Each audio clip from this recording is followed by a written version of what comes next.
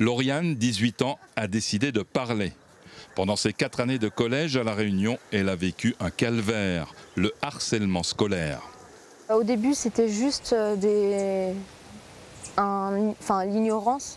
C'était juste par l'ignorance, mais on m'ignorait, tout simplement. Et ensuite, c'est devenu avec des insultes, des rumeurs.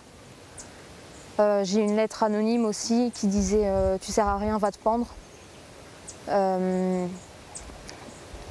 Oui, tout ça. Et un jour, il y a eu aussi des attouchements.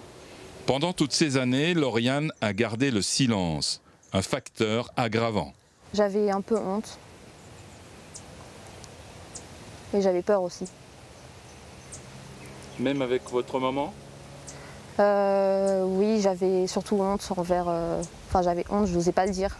On voyait que ça n'allait pas, on voyait qu'elle n'était pas bien, parfois elle mangeait pas trop, mais bon, on pensait que c'était un petit peu comme l'adolescence qui rentrait, les adolescents ils sont un petit peu renfermés.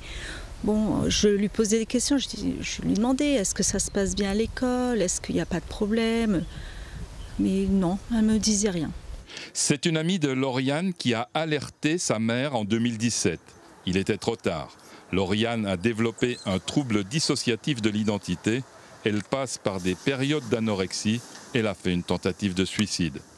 Des conséquences du harcèlement que connaissent bien les psychiatres. Le processus de harcèlement est puissant et attaque l'identité ou la construction de l'identité de l'enfant, plus ça peut mettre en péril son développement. Ça engendre une souffrance, un repli, un évitement de l'école, une peur d'aller à l'école, jusqu'à conduire à des troubles psychiatriques avérés, comme la dépression, comme tout un tas de maladies qui peuvent être très graves et très lourdes. Aujourd'hui, Lauriane est en terminale, en métropole. Sa scolarité se passe bien. Toutefois, elle est suivie médicalement et surtout, elle est entourée des siens, à qui elle parle et qui l'écoutent.